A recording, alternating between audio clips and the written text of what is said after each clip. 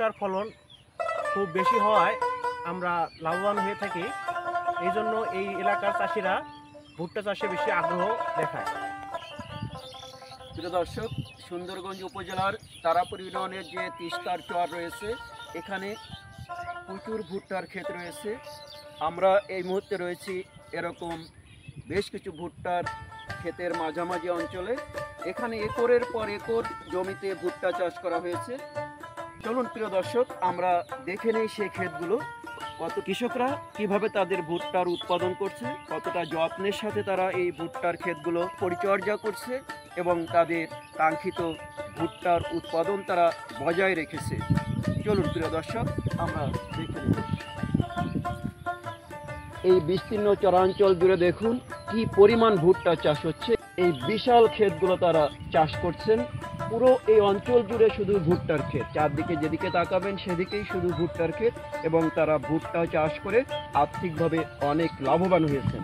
এবং বর্তমান পাট বা গমের যে মৌসুমটি চলছে সেটি তারা আর তেমনভাবে করছে না। তারা যেহেতু এই ভুট্টা চাষটি অধিক লাভজনক, তাদের পরিশ্রম কম, তাদের উৎপাদন খরচ কম, সেই কারণে তারা বর্তমানে ভুট্টা চাষের দিকেই তারা বেশি ঝুঁকে পড়েছে। এই অঞ্চলের মানুষ ভুট্টা চাষ করে আর্থিকভাবে অনেক লাভবান হয়েছে। তারা অন্যান্য ফসলকে পরিহার করে বর্তমানে অধিকাংশ ক্ষেতে ভুট্টা চাষ করছে, কারণ ভুট্টার উৎপাদন খরচ যেমন কম, তেমনি এর বিক্রয় মূল্য অনেক বেশি, এবং এখানে পরিশ্রম এবং যে উৎপাদন খরচ সেটি তুলনামূলক অনেক কম, এবং এই চাষটি লাভজনক হয়। বর্তমানে এই অঞ্চলগুলোর লোকজন বা চাষিরা ভুট্টা চাষের দিকে অধিকতর আগ্রহ প্রদর্শন করছে। প্রতিটি ভুট্টার গাছে আমরা লক্ষ্য করছি যে ভুট্টার থোর এসেছে, অর্থাৎ এই থোরগুলো থেকেই ভুট্টা হবে। বর্তমানে এগুলো খুব ছোট আকারে রয়েছে, এগুলো আর কিছুদিন গেলেই এগুলো মোটামুটি পোক্ত হয়ে যাবে, তখন এগুলো উঠানোর সময় হবে এবং তখন চাষিরা এগুলো সংগ্রহ করে বাজারে বিক্রয় করবে।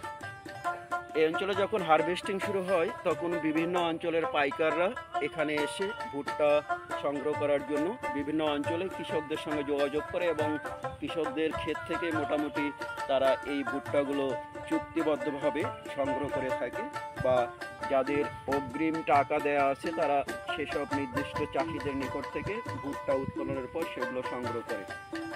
অনেক ভুট্টা চাষি ব্যাপারীদের কাছ থেকে বা বিভিন্ন পোলট্রি ফিড মালিকদের কাছ থেকে অগ্রিম টাকা নিয়ে থাকে, এবং এই ভুট্টা যখন উত্তোলন করা হয় তখন ওই নির্দিষ্ট ব্যাপারী বা পোলট্রি ফিড মালিকদের নিকট এই ভুট্টাগুলো সরবরাহ করতে হয়। এই সেচের সুব্যবস্থা রয়েছে এই অঞ্চলটিতে। বিভিন্ন সময় এই খালে যে পানিগুলো সংরক্ষিত থাকে, এই পানিগুলো এই ভুট্টার মৌসুমে কৃষকরা তাদের ক্ষেতে সেচ দিয়ে থাকে। এছাড়া আরেকটি ভালো বিষয় বা লাভজনক বিষয় যেটি না বললেই নয়, চাষিদের আরেকটি খরচের ব্যাপারে তুলনামূলক সাশ্রয় হয়, সেটি হচ্ছে এই অঞ্চলের শ্রম। অর্থাৎ এই অঞ্চলের শ্রমিক খুব কম খরচে পাওয়া যায়, শ্রম মূল্য অনেক কম। এবছর প্রচুর ফলন দিয়েছে। এ পর্যন্ত কোনো প্রাকৃতিক দুর্যোগ, ঝড় বা অন্য কিছু এরকম কোনো খারাপ আবহাওয়ার মুখোমুখি হতে হয়নি কৃষকদের। আশা করা হচ্ছে যদি এই ফসল উত্তোলন পর্যন্ত কোনো যদি প্রাকৃতিক দুর্যোগ না আসে বা চাষিরা কোনো প্রাকৃতিক দুর্যোগের মুখোমুখি না হয়, তাহলে তারা খুব সুষ্ঠুভাবে একটি বেশ ভালো ফলন তারা ঘরে তুলতে পারবে। বর্তমানে এই অঞ্চলের কৃষকরা যে ভুট্টা চাষ করতেছে, অন্যান্য ফসল তেমন একটা আগ্রহ দেখাচ্ছে না, তারা বর্তমানে ভুট্টা চাষের দিকে অধিকতর মনোনিবেশ করেছে। এতে তারা কিভাবে লাভবান হচ্ছে একটু বলবেন? তারা লাভবান হওয়ার মূল কারণ হচ্ছে ভুট্টা চাষ করতে বেশি শ্রমের প্রয়োজন হয় না। আমরা খুব অল্প খরচেই ভুট্টা উৎপাদন করতে পারি। আমাদের এলাকায় শ্রমের মূল্য অনেক কম, আমরা স্বল্প খরচেই শ্রমিক পেয়ে থাকি।